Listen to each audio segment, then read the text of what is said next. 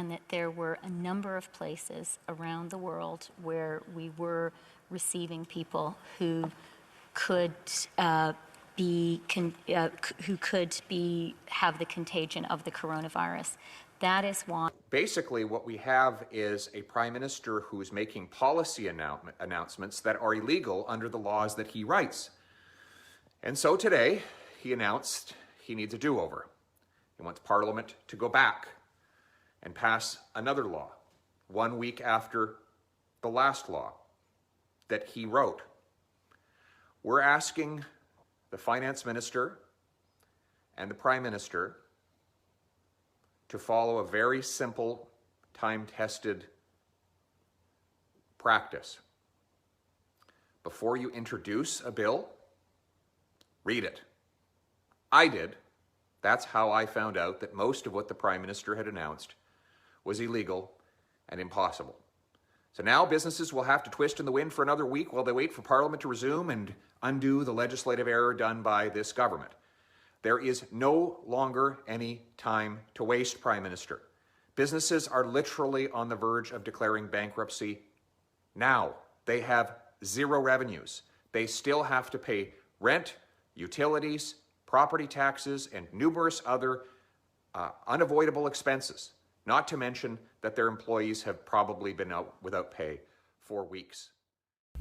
All right, this is about Pierre Poilievre and the issues he brought up at the House.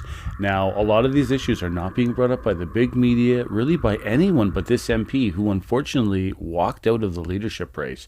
We had him at number really pulling high.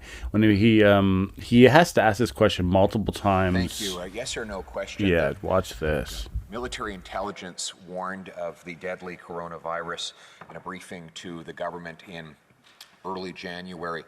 Yes or no, did the Prime Minister, his office, or any member of the Cabinet see these briefings? Yes or no? The Honourable Deputy Prime Minister. Mr. Speaker, Canada, as a member of the Five Eyes, as a member of NATO, as a member of NORAD, a close intelligence partner with all of those allies, very much including the United States, is privy to a great deal of intelligence. Of course, the global pandemic is an issue which has concerned our intelligence agencies and those of our partners, so we have been in close communication with them. Well, member for Carleton. Did any member of the Cabinet see that intelligence from our military, yes or no? The Honourable Deputy Prime Minister. As I have said, Mr. Speaker, our intelligence sharing is very important. Our intelligence sharing with our allies during this global pandemic, which poses particularly security challenges, has been, I would say, very energetic, and we continue to work with. The Honourable Member for Carleton. The question was and is, did any member of the Cabinet see that military intelligence, yes or no? The Honourable Deputy Prime Minister. Mr. Speaker, part of the basis on which we are able to work closely with our partners, including when it comes to sharing intelligence, is sharing with Canadians only what we are able to do. Carleton. We know that the intelligence exists, and we know that the military warned the government of the dangers of the coronavirus in early January. After January 22nd, how many people did this government allow into Canada from the Hubei province, the province from which the virus originated? How many? Honourable Deputy Prime Minister. Mr. Speaker, when it comes to border controls, our government is very aware of the importance of ensuring that people coming into the country today are subject to mandatory quarantine. That quarantine is being enforced. That includes Canadians and non-Canadians. As Canadians know as well, there are strict limits today on anyone who is not Canadian entering the country. Member for Carleton. How many people were allowed into Canada from Hubei province after this government received intelligence showing the danger of the coronavirus from our military?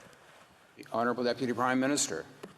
Mr. Speaker, we became aware that the coronavirus was indeed a threat and that there were a number of places around the world where we were receiving people who could who could have the contagion of the coronavirus.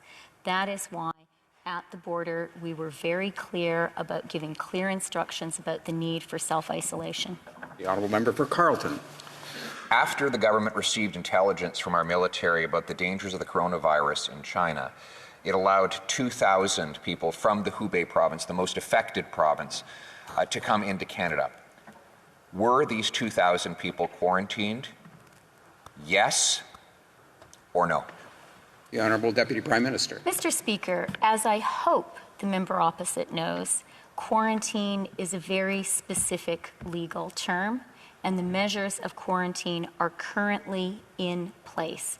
Prior to that obligatory quarantine being in place, incoming travelers, whether they were Canadian or not, were very clearly told to self-isolate. Who could have the contagion. The honourable member for Carleton. Told to self-isolate but not required to self-isolate, and therefore this government allowed thousands of people into this country who came from the affected regions, even though there were briefings the government had explaining the danger of doing just that. On which date will the first wage subsidy be in the hands of a small business employer?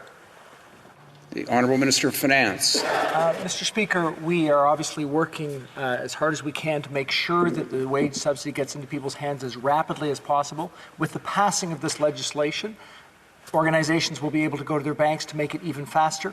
My expectation is it'll be within 2 to 4 weeks or so when we'll see that get into companies' hands. Question, the Honourable member for Carleton. The United States has delivered 220,000 loans and wage subsidies to small business. The money has been in the hands of small business employers for weeks now south of the border. In Canada, the applications just opened for the $40,000 emergency business loans. Who could have the contagion. Told to self-isolate but not required to self-isolate, and therefore this government allowed thousands of people into this country. Well, a lot of you watched this before, but leave your comments down below about what do you think about the government's handling of this. They just basically took a report and did nothing. They allowed it to just fizzle. They allowed 2,000 people in from the worst province. No warning to Canadians, just saying, there's a paper, and a lot of people never got it. Again, leave your comments down below. Have a good day, and happy Easter. Stay safe.